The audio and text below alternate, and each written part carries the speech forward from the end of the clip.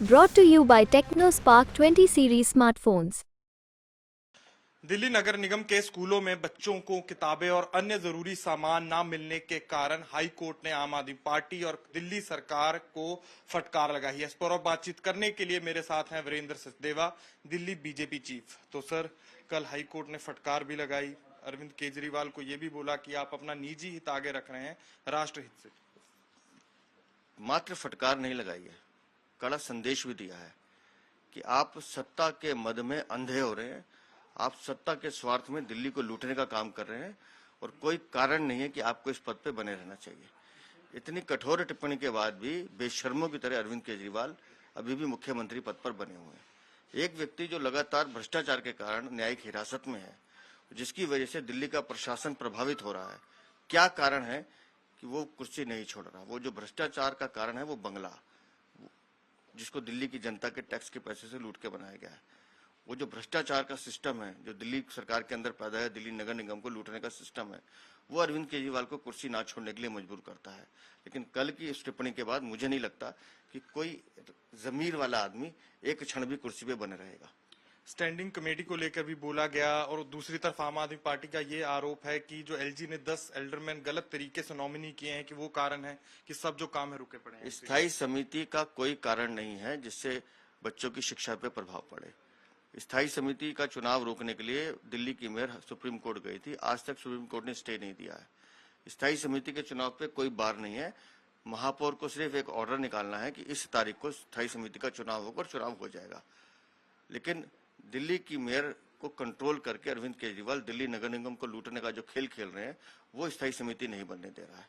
मैं सीधा से एक सवाल पूछ रहा हूँ कि दिल्ली के 2 लाख से ज्यादा बच्चों को किताबें नहीं मिल रही, वर्दी नहीं मिल रही, बैग नहीं मिल रहे, नगर निगम में अरविंद केजरीवाल तुम्हारा शासन है, क्या कारण है जो ये काम नहीं होने दे रहा? आप भ्रष्टाचार में लिप्त हैं। माननीय उच्च न्यायालय ने कल स्पष्ट रूप से कहा है कि घड़ियाली आंसू बहाना बंद कीजिए, आप व्यक्तिगत स्वार्थ के कारण दिल्ली का नुकसान कर रहे हैं। इतनी कड़ी टिप्पणी सुनने के बाद भी अगर वो बेशर्मों की तरह बैठे हैं तो दिल्ली के लिए ये काला दिन है। इसी भी देखा जा रहा है कि 3000 से ऊपर जो फाइलें हैं, काम है, वो सब अटके पड़े हैं दिल्ली सरकार में। 3060 से ज्यादा फाइलें दिल्ली सचिवालय में पेंडिंग पड़ी हैं और ये वो फाइलें हैं जिनसे जनता का भला होना है।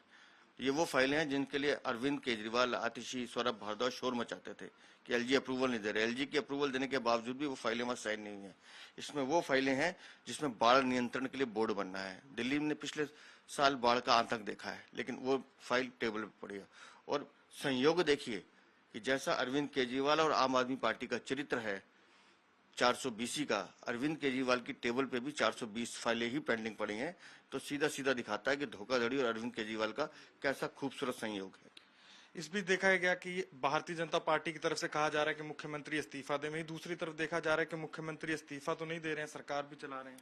हम पहले दिन से कह रहे हैं कि अगर जमीर जिंदा है, हम उस अरविंद केजरीवाल को भी देखते आए हैं जो अन आंदोलन में कहते थे कि किसी पर भी कोई आरोप लगेगा तो तुरंत इस्तीफा देना चाहिए। आज आपने उदाहरण पेश नहीं किया।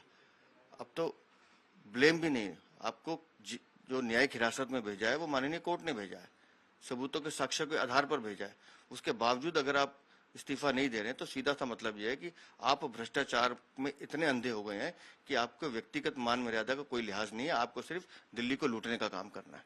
इसी बीच देखा जा रहा है कि सुनीता केजरीवाल, मुख्यमंत्री के जो पत्नी हैं, वो आज रोड शो करेंगी पूर्वी दिल्ली में और वो भी अब इलेक्शंस में उतर रही हैं। आपको वो सारे बयान आज अरविंद केजरीवाल को सुनाने चाहिए थे जो परिवारवाद को लेकर वो लालू यादव, मुलायम सिंह यादव, अखिलेश यादव के लिए कहते थे। आज उसी परिवारवाद को पालने का काम अरविंद केजरीवाल कर रहे हैं। हम राबड़ी देवी का नाम सुना करते थे बिहार में, अब दिल्ली में राबड़ी देवी का वर्जन 2 देखेंगे। तो ये थे मेरे साथ दिल्ली बीजेपी चीफ वीरेंद्र सचदेवा, जिन्होंने एमसीडी स्कूलों को लेकर कल हाई कोर्ट ने फटकार लगाई और साथ ही साथ सुनीता केजरीवाल जो आज रोड शो करेंगे उस पर अपनी बात रखी। कैमरामैन राजा कुमार के साथ अनमोल बाली की दिल्ली से रिपोर्ट।